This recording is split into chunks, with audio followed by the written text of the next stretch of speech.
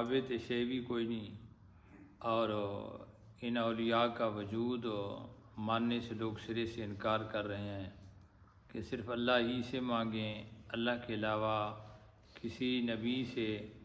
یا کسی ولی سے مانگنا یا وسیلہ دینا شرک اور بدعت بن جائے گا۔ ہمارے نوجوان دین سے دور ہیں، دین کے ساتھ ان کو کوئی شغف نہیں ہے، علماء کے پاس بیٹھنے کے لیے ان کے پاس وقت نہیں ہے، دنیاوی معاملات کے لیے ان کے پاس وقت ہے، لیکن دین کو حاصل کرنے کے لیے کوسوں دور ہماری نوجوان نسل بھاگتی ہے، تو پھر دین کیسے حاصل ہوگا؟ میں اکثر کہتا رہتا ہوں کہ یوٹیوب، میڈیا، انٹرنیٹ دین حاصل کرنے کا اس کو ہی حرف آخر بنا لینا یہ بالکل غلط بات ہے۔ ایک محلے کی مسجد ہوتی ہے، ایک وہاں پہ امام صاحب ہوتے ہیں، خطیب ہوتے ہیں، عالم صاحب ہوتے ہیں، دینی ادارے ہوتے ہیں۔ جب آپ ان کے قریب آئیں گے، بیٹھیں گے، کچھ حاصل ہوگا، تو یہیں فتنے کھڑے ہوئے اور پھر لوگوں نے اس کو، جو آئے دن نئے نئے لوگ میڈیا پہ بیٹھ کر اپنے اپنے نغمے اور راگ لاپتے ہیں، اور پھر یہی ہونا تھا کہ بہت سارے لوگوں نے اولیاء کو ماننے سے انکار کر دیا اور کہہ دیا کہ یہ بابے تو کچھ بالکل ہیں بھی نہیں ہیں، ان کا وجود ہونا نہ ہونا برابر ہے، یہ کچھ بھی نہیں کر سکتے، حالانکہ ایسی ہرگز بات نہیں ہے۔ اس کے اوپر بہت سارے دلائل موجود ہیں۔ اب ظلم یہ ہوا کہ قرآن کریم کی وہ آیات مقدسہ جو اللہ تعالیٰ نے بتوں کے بارے میں نازل کی کہ جب ان کے اوپر مکھی بھی بیٹھ جائے تو یہ وہ بھی نہیں اڑا سکتے، یہ کسی چیز کے مالک اور مختار نہیں ہیں، انہی آیات مقدسہ کو یہ جو ہیں آج کل لوگ اولیاء پہ چسپاں کرتے ہیں کہ دیکھو جی قرآن کہہ رہا ہے، یہ تو نہ کسی چیز کے مالک ہیں نہ مختار ہیں، کچھ بھی نہیں کر سکتے، اپنے اوپر سے مکھی بھی نہیں اڑا سکتے۔ آیات آئیں کن کے بارے میں؟ بتوں کے بارے میں، چسپاں کس کے اوپر کر دیا؟ اللہ کے ولیوں کے اوپر۔ تو یہ بہت بڑا ظلم اور بہت بڑی زیادتی ہوئی۔ حضرت عمر فاروق رضی اللہ تعالیٰ کو دور تھا، ملک شام میں محبوب کے صحابہ جہاد کے لیے گئے ہوئے تھے، اور شہ روم کی بہت بڑی فوج تھی، لشکر کے امیر حضرت ابو عبیدہ بن جراح رضی اللہ تعالیٰ عنہ تھے۔ آپ نے ایک حضرت فاروق اعظم کی جانب خط لکھا، وہ خط لے کر حضرت عبداللہ فاروق اعظم کے پاس آئے، مدینہ منورہ میں پہنچے، اور انہوں نے حضرت امیر المومنین حضرت عمر نے وہ خط پڑھ کر لوگوں کو سنایا۔ تو پھر وہ خط لے آنا والا کہتا ہے کہ حضور نبی کریم السلام کی قبر کے پاس حضرت علی، حضرت عباس، حضرت امام حسن اور امام حسین اور ازواج مطہرات موجود تھیں۔ حضرت علی نے آقا علیہ السلام کے وسیلہ سے دعا مانگی اللہ کی برگاہ کے اندر کہ اللہم انی نتوسل بحاذ الرسول المجتبی والنبی المصطفیٰ، اے میرے مولا ہم تیرے نبی کا وسیلہ پیش کرتے ہیں جو رسول مجتبی اور نبی مصطفیٰ صلی اللہ علیہ وسلم ہیں، اور اس نبی کا وسیلہ پیش کرتے ہیں کہ جس نبی کا وسیلہ اللہ کے نبی آدم علیہ السلام نے تیری برگاہ میں کیا اور تو نے آدم علیہ السلام کی دعا کو قبول فرمایا تھا۔ تو ایک بات تو یہ ثابت ہو جاتی ہے کہ دنیا سے جانے والے کی قبر پہ جا کے وسیلہ پیش کرنا اور دعا مانگنا یہ شرک اور بدعت نہیں ہے، یہ اللہ کے محبوب کے صحابہ کی سنت ہے۔ حضرت علی یہ کر رہے ہیں اور صحابہ موجود ہیں، اور باقاعدہ نام لے کر، اور پھر کیا ہوا، یہ دعا مانگی اور عرض کی کہ اے میرے مولا اپنے محبوب کے صحابہ کی میدان جہاد میں مدد فرما۔ اس پر سب صحابہ نے آمین کہا۔ حضرت علی رضی اللہ تعالیٰ عنہ نے فرمایا عبداللہ اب واپس پلٹ جاؤ اور اس لشکر کے پاس جاؤ جو ملک شام کے اندر، جس کے لشکر کے سپہ سالار حضرت ابو عبیدہ رضی اللہ تعالیٰ عنہ ہیں، اور اللہ تعالیٰ کی برگاہ میں سب سے افضل نبی کا ہم نے وسیلہ پیش کیا ہے، اللہ تعالیٰ ہماری دعا کو رد نہیں فرمائے گا۔ پھر اللہ تعالیٰ نے کرم کیا اور اللہ نے مسلمانوں کو فتح عطا فرما دی۔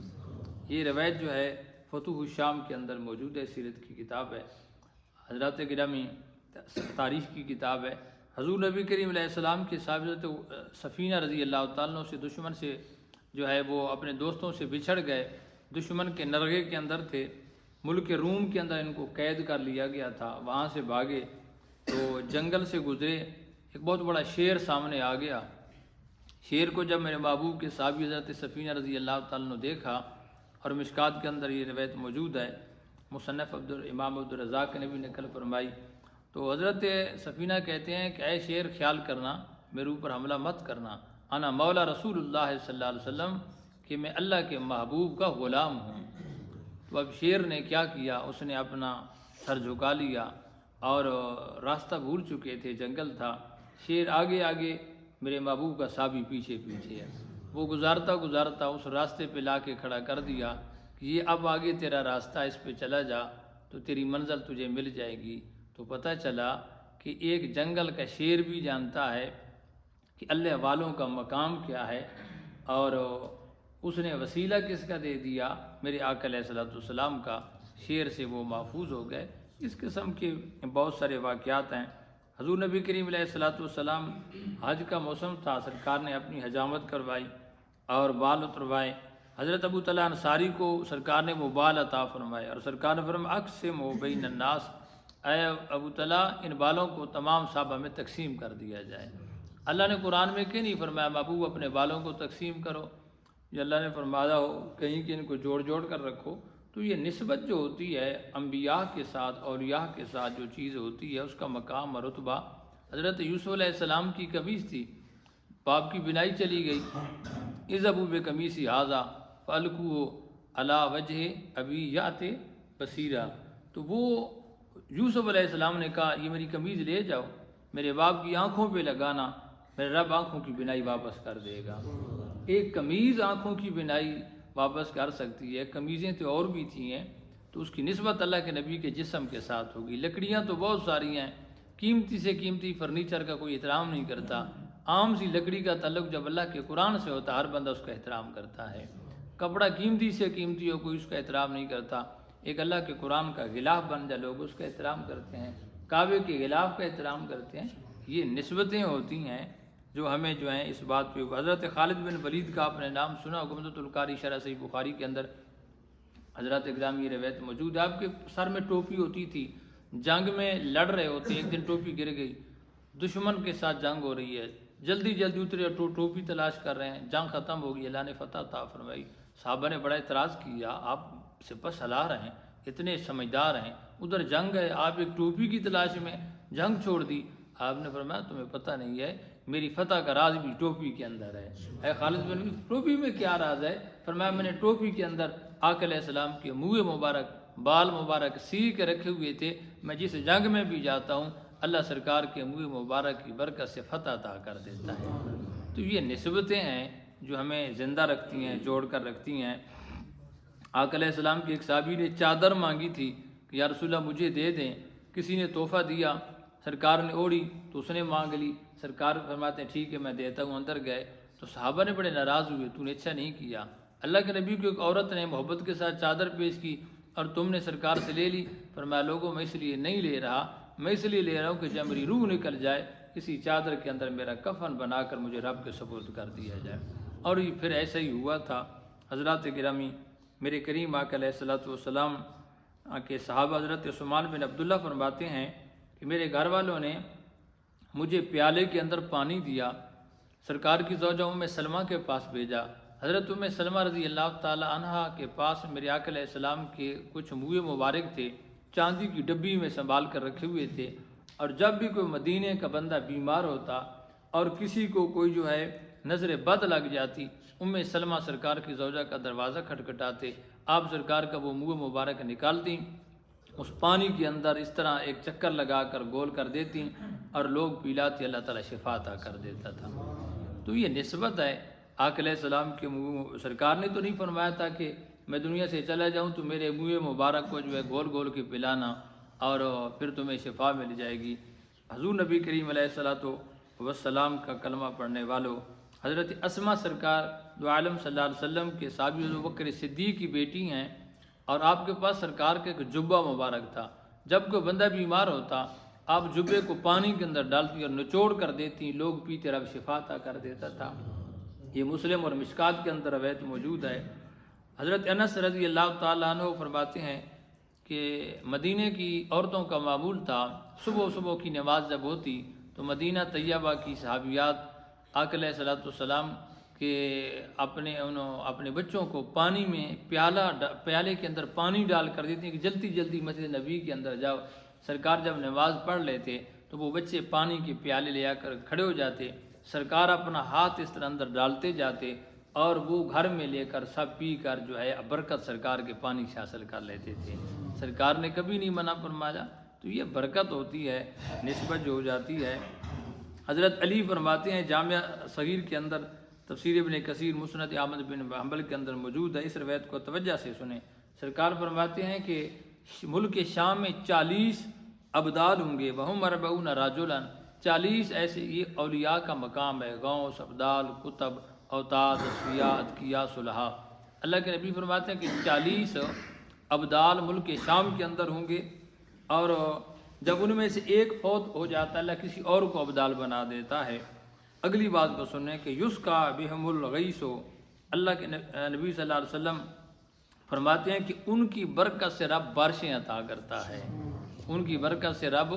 بارشیں عطا کرتا ہے۔ وَيُنْصَرُ بِهِمْ عَلَى الْأَعْدَاءِ، ان کی برکت سے اللہ ان لوگوں کو دشمنوں پہ فتح عطا کر دیتا ہے۔ اور تیسرا جملہ میرے آقا علیہ السلام نے فرمایا کہ ان کے ذریعے سے اللہ تعالیٰ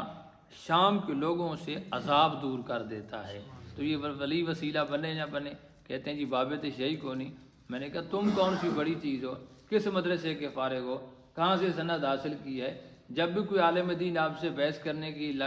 بات کرتا ہے دم دبا کر بھاگ جاتے ہو یا کمرے کے اندر چھپ جاتے ہو۔ اب اس طرح 2-4 کتابیں پڑھ کے تو ہر بندہ میڈیا پہ سامنے رکھ کے کتابوں کے انبار شروع کر دے تو پھر مدارس بنانے کا کیا فائدہ؟ یہ تو 8-9 سال نہ اس کا شان نزول کا پتہ،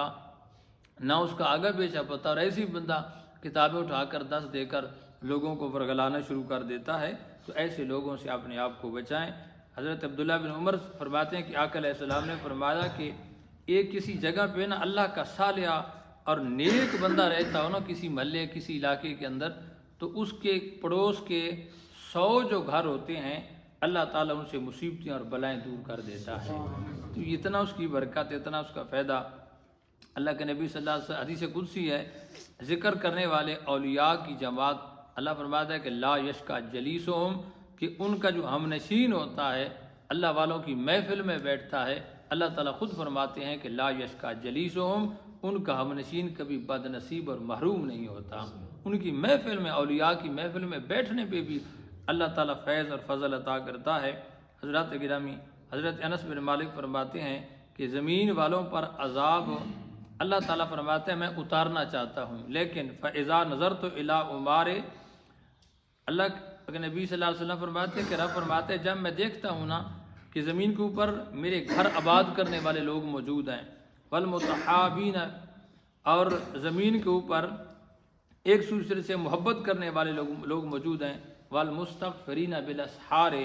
اور پچھلی راتوں کو اٹھ کر استغفار کرنے والے لوگ موجود ہیں، اللہ فرماتا ہے کہ صرفت عذابی عنہم، ان کے وسیلے سے میں لوگوں سے عذاب کو ٹال دیتا ہوں۔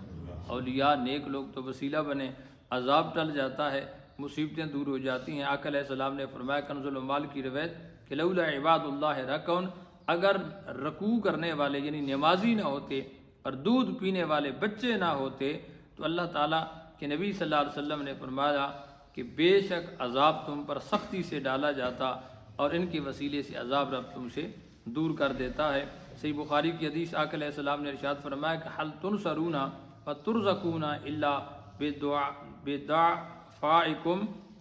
کہ تم سے جو تمہاری جو مدد کی جاتی ہے اور تمہیں رزق دیا جاتا ہے یہ کمزور لوگوں یعنی فقراء کی وجہ سے، اولیاء کی وجہ سے۔ اللہ فرماتا ہے رزق بھی میں دیتا ہوں اور تمہارے اوپر سے پریشانیاں بھی دور کر دیتا ہوں۔ آخری 1-2 باتیں، حضرات گرامی، اولیاء کا مقام اور مرتبہ بہت زیادہ ہے۔ حضور کے ایک تابعی تھے، صحابی کو دیکھنے والا تابعی بنتا، حضرت یزید بن اسود، بڑے نیک اور صالح بندے تھے، ملک شام میں رہتے، جامع مسجد دمشق میں نماز پڑھتے، رات کے وقت ان کے پاؤں سے روشنی نکلتی تھی، اندھیرے میں جب گھر سے نکلتے نا اگلی ساری جگہ روشن ہو جاتی تھی اور لوگ بڑے حیران ہوتے تھے۔ یہ ان کو اللہ تعالیٰ نے کرامت عطا کی تھی، صحابی نہیں تابعی تھے۔ اور جب بھی کوئی قحط پڑتا نا تو شام کے لوگ آپ کے وسیلے سے رب سے بارش طلب کرتے تھے۔ حضرت امیر معاویہ حضور کے صحابی ہیں، آپ حضرت یزید بن اسود کو ممبر پر اپنے ساتھ بٹھاتے اور ان کے وسیلے سے دعا کرتے، اللہم انا نتوسل الیک بخیارنا، اے اللہ ہم تیری اس نیک اور صالح بندے کو وسیلہ دے کر تیری بارگاہ سے دعا کرتے ہیں۔ تو اللہ تعالیٰ کے اس محبوب کے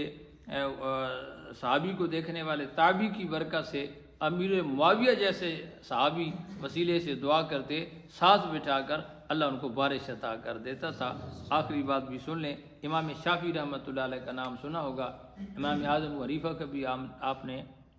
نام سنا ہوگا، اور یہ بات جو ہے فتاوی شامی کے اندر موجود ہے۔ امام اعظم ابو حنیفہ 4 بڑوں امام میں سے، امام اعظم ابو حنیفہ، امام مالک، امام شافعی، امام احمد بن حنبل، ان کو ائمہ اربعہ کہا جاتا ہے۔ امام شافعی جیسا عظیم امام خود کہتے ہیں کہ میں امام اعظم ابو حنیفہ رضی اللہ تعالی عنہ کی قبر پہ جب جاتا ہوں تو ان کے وسیلے سے میں برکتیں حاصل کرتا ہوں، انی لاتبرک بابی حنیفہ، اور برکت حاصل کرتا ہوں۔ آپ فرماتے ہیں جب بھی مجھے کوئی حاجت پیش ہوتی ہے نا، امام شافعی کہہ رہے ہیں، یہ خلیجی ریاستوں کے اکثر لوگ جو ہیں یہ ان کے جو ہیں مقلد اور ان کی تقلید کرتے ہیں، ہم امام اعظم ابو حنیفہ کی تقلید کرتے ہیں، اس لیے ہم حنفی کہلاتے ہیں۔ تو فرماتے ہیں کہ مجھے جب حاجت پیش ہوتی ہے تو میں آپ کی قبر پہ جاتا ہوں، ان کے مزار پر آ کر 2 رکعت نفل پڑھتا ہوں، ان کی قبر کے پاس اللہ تعالیٰ سے دعا کرتا ہوں تو اللہ تعالیٰ میری فوراً حاجت کو جو ہے وہ پورا کر دیتا ہے۔ تو یہ ان کا طریقہ کار تھا، لوگ ان کے پاس آتے تھے۔ سمرقند بخارا کے اندر ایک مرتبہ قحط پڑ گیا، ایک نیک بندے نے کہا چلو امام بخاری رحمۃ اللہ علیہ کی قبر پہ جاتے ہیں۔ امام بخاری وہ ہیں جنہوں نے صحیح بخاری شریف حدیثوں کی کتاب لکھی ہے، انہوں نے مشورہ دیا تو حضرت امام بخاری رحمۃ اللہ علیہ کی قبر پہ آئے، ان کے وسیلے سے دعا مانگی، رب نے ان کو بارش عطا کر دی۔ آپ کا وصال ہوا، کئی دن آپ کی قبر سے خوشبو آتی رہی اور لوگ مٹی اٹھا کر لے جاتے تھے امام بخاری کی قبر سے، کوئی بیمار ہوتا گھول کر پلاتے، رب شفا عطا کر دیتا تھا۔ بہت ساری ایسی روایات موجود ہیں، اس لیے اپنے عقیدوں کو مضبوط رکھیں، اور الحمدللہ ہمارا عقیدہ قرآن و حدیث کی روشنی کے اندر ہے۔ اللہ نے اولیاء کا بڑا مقام بنایا ہے، اپنے دلوں کے اندر سے وسوسے نکال دیں، ولی کر اپنے رتبہ اور مقام بنایا ہے، ان کا اللہ نے مقام اور مرتبہ بنایا ہے، تو ہم جو ہیں کون ہوتے ہیں کہ ہم کہیں کہ یہ تو کوئی چیز بھی نہیں ہے۔ اللہ تعالیٰ اولیاء کی محبت عطا فرمائے۔